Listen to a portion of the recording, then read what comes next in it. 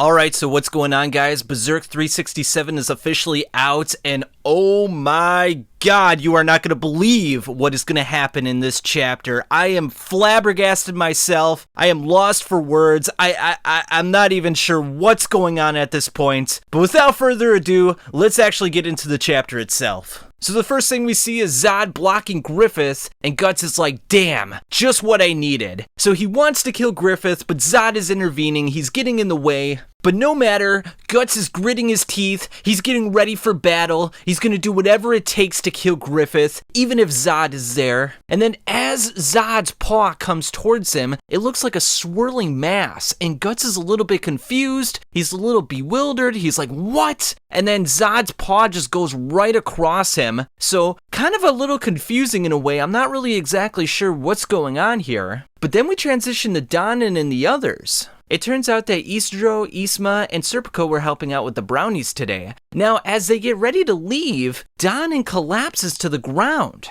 The others come back to her, worried about what's going on. Isma thinks it's a tummy ache, but then Donnan says, everything will be lost. I sense great danger. They shall spring forth from the earth, one after the other. Holy cow, if that's not a premonition, I don't know what is. So does that mean the apostles are coming down from the earth itself? From hell, as it were? Holy cow.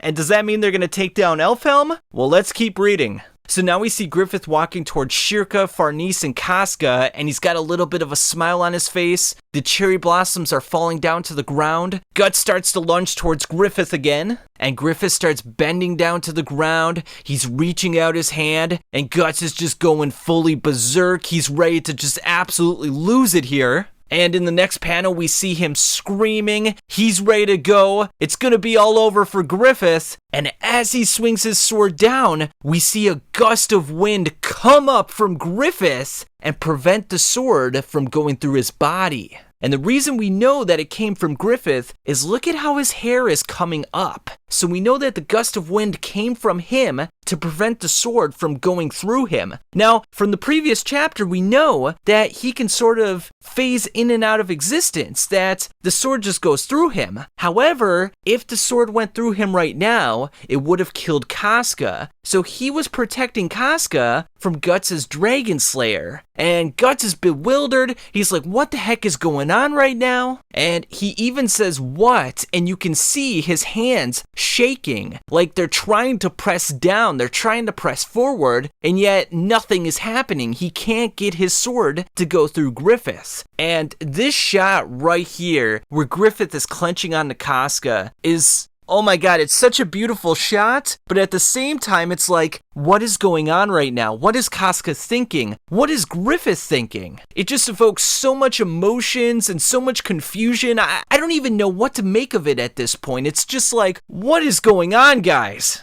And then all of a sudden, in a gust of wind, all the cherry blossoms from the tree start coming off. It's just totally stripped of all its vitality, and it looks like one of the dead trees that's surrounding Falconia. So is Griffith planning on taking Elfhelm and taking all the vitality away like he's doing with the rest of the earth? And if so, is that going to create some sort of desert landscape for Elfhelm? And is it going to just lead to complete ruins? And then all of a sudden, Guts' Dragon Slayer drops to the ground, and he experiences this extreme pressure, this extreme force, and we see the earth itself experiencing some sort of earthquake and disintegrating into the ground. And it looks a lot worse in the next panel here. We see Guts looking down, and the earth is just creating all these crevices and craters, and Shirka and Farnese look like they're almost falling into one, or I'm not sure what's happening here. They're at least falling to the ground, I know that much.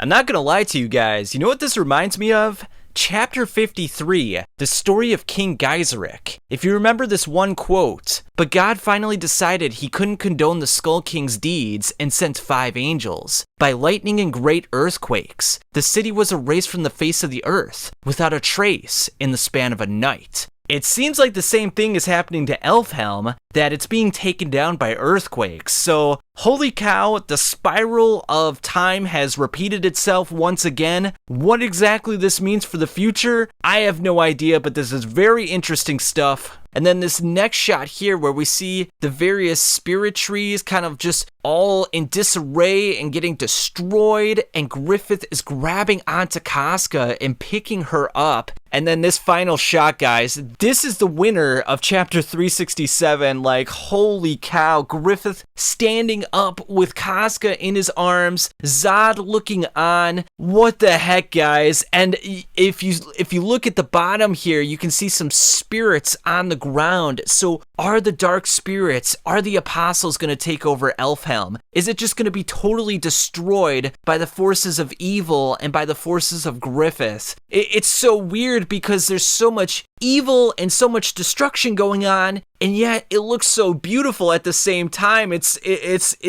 amazing. You know, I mean, the artists are doing such a phenomenal job. The improvement from the last chapter is definitely noticeable, and I'm absolutely loving this. Like, I'm just flabbergasted. I don't even know what to make of this anymore. It's so weird. Is Griffith going to take Casca to Falconia? What is he going to do with her at this point? What's going to happen to Guts? How is he going to get off the island?